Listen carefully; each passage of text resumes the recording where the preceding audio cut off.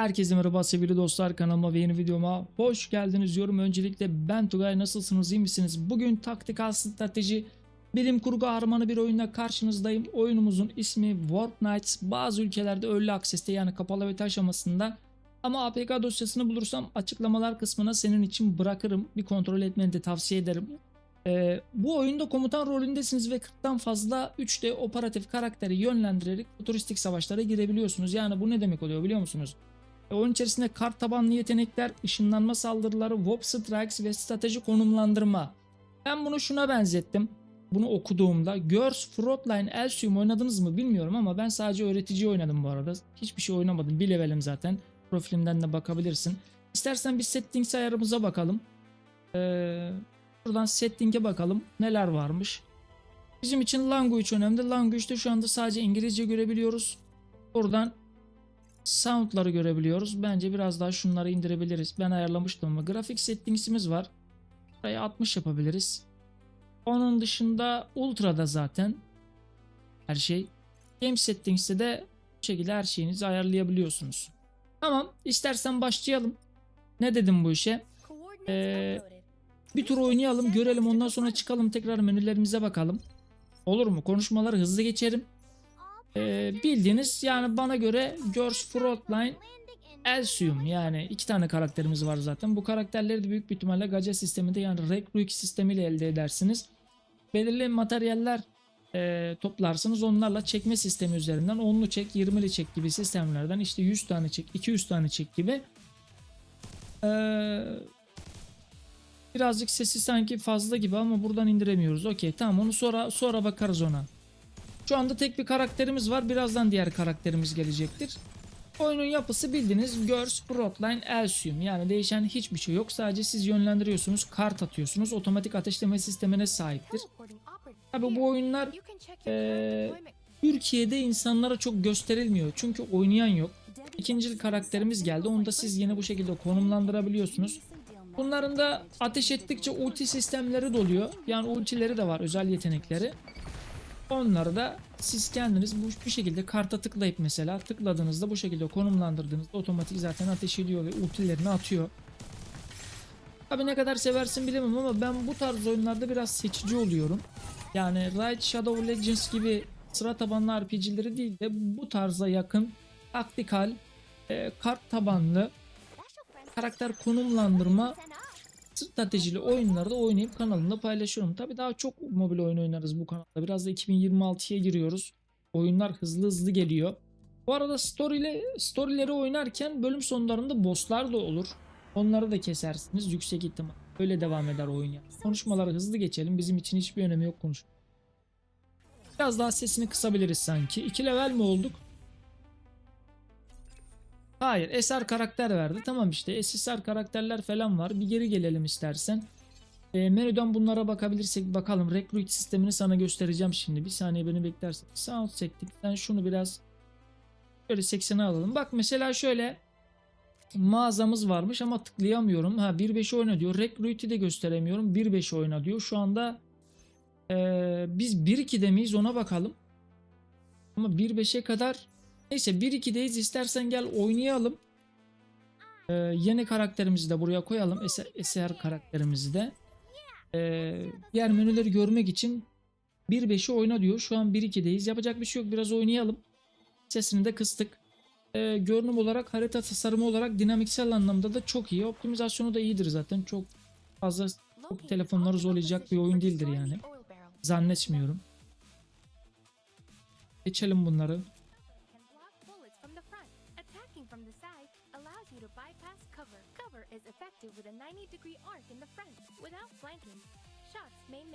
Anlıyorum, sağına veya soluna, arkasına konumlandırman gerekiyor ya. Bundan bahsediyor. Geçemiyorum şu anda tutorial'ı. Anladık. Okey to. Şimdi şu tarafa bunu konumlandırabiliriz o zaman, bahsettiği gibi. Karakterler bu arada sıra sıra geliyor. Ve hemen gelmiyor hepsi. Bu tarafa geçtiğinizde diğer karakter geliyor. Zaten siz tıkladığınızda otomatik yer değişiyor karakteriniz. Yani tıkladığınızda bu şekilde karakter geliyor. Otomatik zaten ateş ediyor. Siz hiçbir şey yapmıyorsunuz. Oto oynama da vardır bunda büyük ihtimalle ama şu anda kapalı. Belirli birkaç bölüm oynadıktan sonra gelir.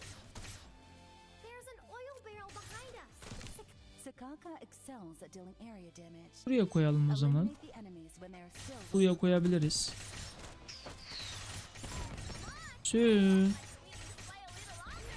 Ya en azından bir tane de boss görürüz. 2'yi bitirdik. 1-2'yi bitirdik. 1-3'lü, 1-4'te, 1-5'te falan bir boss falan görürüz. 2 level, 3 level olduk hatta. Zaten weapon'lar falan da var. Bu arada hepsi recruit sistemi üzerinden elde edilebiliyor. Yani çoğunlukla pay to win bölgeleri oyun içerisinde olacaktır zaten. Ha, size birkaç tane bedava verir mi? Tabii ki de veriyor. Ama çoğu paralı. Ha, burada da ödüller var. Bak oynadıkça mesela ödüllerinizi alabiliyorsunuz. Hepsi materyal zaten. Hepsi çekme sistemine yarıyordur. Recruit sistemine, işte karakter yükseltme işlemlerine yarıyordur. Bunları takip edersen şu ödülleri alabilirsin diyor. Onun dışında bir tur daha oynayalım. Hemen start battle diyelim. Zaten 6,5 dakika oldu. Bence 1.5'e yetişiriz. Bir tane boss görürüz. Recruit sistemine de en son falan bakarız. Ondan sonra bitiririz. Ne dedim bu işe bilmiyorum ama şuraya konumlandıralım hemen karakterimizi.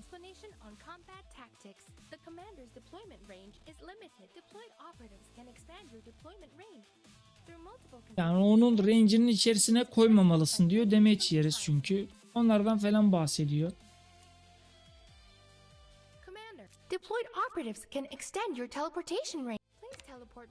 Ne kadar çok sesi çıktı bunun ya. Okey, diğer karakterimiz de tam anlamıyla zaten konumlandırabileceğimiz kamuflaj alanları mevcut. Yani istediğimiz gibi konumlandırabiliyoruz ama tabii ki de işlerini önlerine konumlandırırsanız damage yersiniz.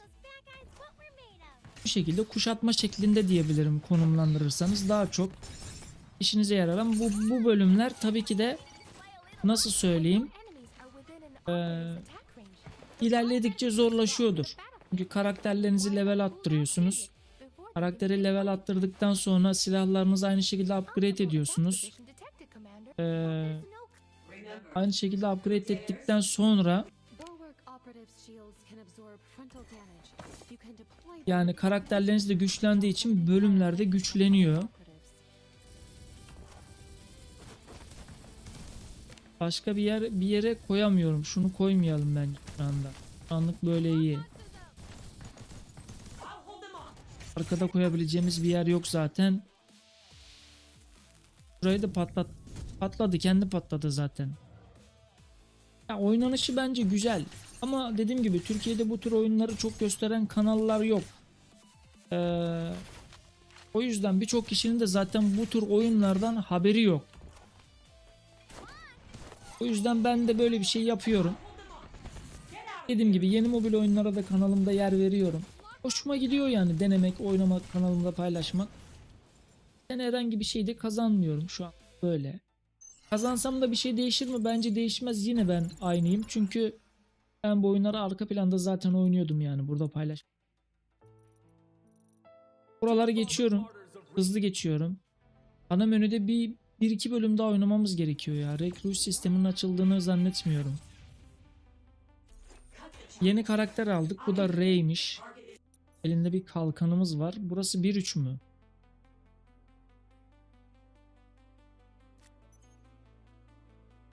Biz 1-3 oynamamış mıydık zaten? Ha, bir de altında 1-3'ün 1-2'si varmış. Orayı da oynayalım istersen. Yeni karakterimizi de koyalım. Bu şekilde bunu da select yapalım. Tamam, şu an 4 kişi olduk. 6, 8, 8, 9'a kadar dizebiliyorsunuzdur bunu. Bölümler ilerledikçe tabii. %80 ihtimalle o dizilecektir.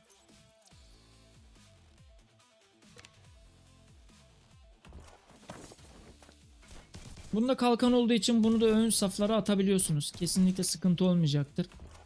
Çünkü elinde bir kalkan olduğu için kendini daha çok koruyabiliyor. Yani bu şekilde tabii ne kadar hoşunuza gider bilemiyorum. Benim hoşuma gider. En azından Raid Shadow Legends oynayacağım ama bu tarzda bir oyun oynarım. Tamam, bunlar da çok pay to win oluyor ama yapacak bir şey yok. En azından zaman geçirmek için bile olsa bunu oynarım yani. Gidip mesela Raid Shadow Legends gibi oyunları oynamam. Bu en azından daha taktiksel. İlerlerde daha iyi oluyor. Bosslar geliyor. Daha hoş oluyor yani. İnsanların fikirlerini öğrenmek benim için de önemli, fikirlerini almak. Sonuçta herkesin fikirleri farklı. Adam oyunla ilgili farklı şeyler söyleyebilir. 4'e oynayalım. 1-5 oynamamız lazım. Göremiyoruz kesinlikle recruit sistemini. 10 dakika oldu. Bir 15 dakika olur ama yapabileceğimiz bir şey yok buna. Bölümler şu anda story değişmediği için bölümler hemen hemen belirli bir alan içerisinde geçiyormuş gibi geliyor sana ama öyle değil. Yani bölümler geçtikçe ilerledikçe emin olabilirsin ki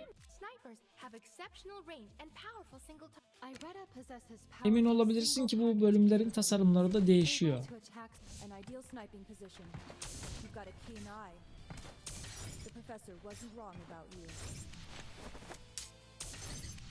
Onlar da zaten otomatik ilerliyor ama siz yine istediğiniz yere konumlandırabiliyorsunuz yani. Karakterinizi tıklayıp istediğiniz yere konumlandırabilirsiniz. Hiçbir sıkıntı olmayacaktır. Konuşmalar hızlı geç ya. Fazla gerek yok. Bu da ultisi. Sniper'ın ultisi bu arada. Karakterlerin zaten ulti yetenekleri de var. Ben genel anlamda beğendim. Sesler biraz sıkıntılı. Şu anda tabii ki beta aşamasında ama karakter çizimleri oldukça hoş. Kesinlikle kötü değil. Animeye yakın tarzları var karakterlerin. Onu normal karşılıyorum çünkü bu tür oyunlarda bu şekilde animeye benzer karakterler yapmak zorundasınız ki zaten diğer türlü bir şeye benzemiyor ve güzel gözükmüyor kesinlikle. Yeni bir karakter daha aldık bu arada, Eser. 1.4'ün 1.2'si de var. Yine menüye bir bakalım. Bir yerler açıksa sana göstermeye çalışayım. Şurası açılmış. Buradan yeni bir karakterlerinizi koyup buradan görebiliyorsunuz. Kaç oldu? 2, 4, 5, 6, 7, 8 karaktere kadar koyabiliyoruz. Onun dışında şöyle bir yerimiz açılmış. Burası karakterlerinizi görebildiğiniz yer. Kaç level falan diye işte buradan yükseltme de yapabiliyorsunuz. Muhtemelen. Onun dışında mağazayı yeni göremiyoruz. Bak 1.5, 1.5'i oyna diyor. Recruit'i de göremiyoruz. Buraya kadar da oynadıysak mı? Yani 1.4, 1.2, 1.5 oynayalım. Onlara bakalım, bitirelim. Yapacak bir şey yok. 5 karakter olduk şu anda. 8'e kadar dizebiliyorsunuz işte. Genel anlamıyla yapısı itibariyle de güzel. Kesinlikle kötü değil. Bundan sonra da boss vardır büyük bir ihtimalle. Bölüm sonlarında bosslar oluyor çünkü. Yine sniper'ımızı tepeye koyduk. Karakterimiz sniper.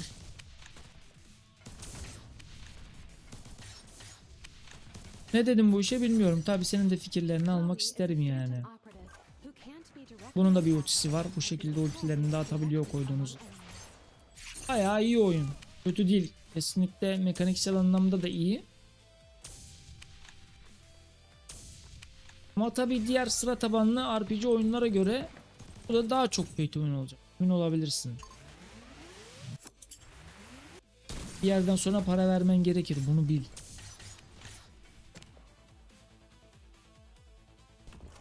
Para vermeden kesinlikle ilerlemez yani bu tür oyunlar. Sonunda 1.5 açıldı galiba. 5 level olduk ya. 1.5'i görene kadar bir menülere bakacağız dedik. Her yer kapalı. Bundan sonra da büyük bir ihtimalle boss vardır 1.5'te. Yoksa boşuna oynatmaz bu yani bize. Yeni karakter geldi. R geldi. Tamam 1.5. Şurayı oynayalım bence hemen.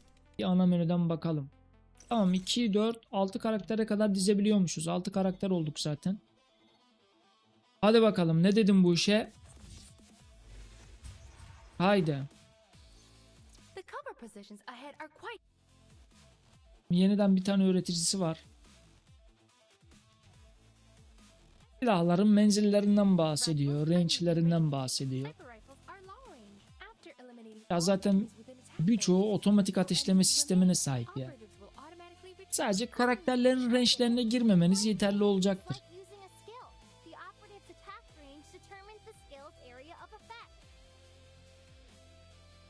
Okey. Hadi bakalım.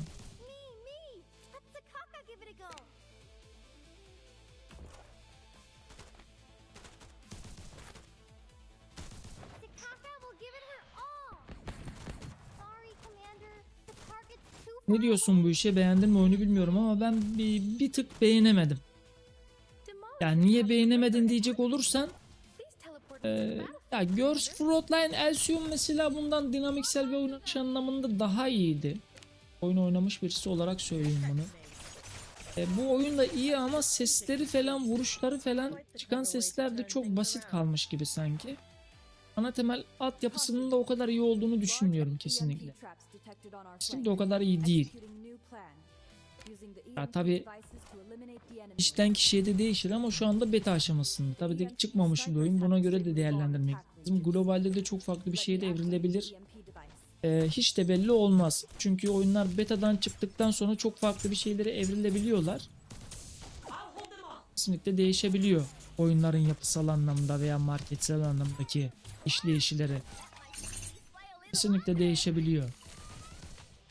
Ama ilk oynanış itibariyle beta'ya göre bence güzel. Kesinlikle kötü. Bak mesela şu an oto oynanış açıldı. Ultileri falan da tamamen otomatik atacaktır. Bu şekilde de oynanabiliyor. Tamam 1.5'i tamamladık. Bence bu kadarlık yeterli. Menülere bakacağız. Recruit'le store açıldı. Yani mağaza açıldı. Buraları geçip onlara bakmak istiyorum. Yeterli bu kadar. Oynanışını yeteri kadar görmüş olduk. Şimdi Recruit sistemini zaten kendi de gösteriyor. Burada mesela bir bakalım. SSR karakterler var. 50 tane çekerseniz bir tane SSR geliyormuş. 50 taneye. 50 karakter, yani 50 tane buradan bu şekilde çekerseniz bir tane SSR karakter alıyorsunuz. Ama şu anda kendisi bir tane verdi mi? Başlar başlamaz yok, vermedi. SR verdi. Biz onlu çekebiliyor muyuz şu anda?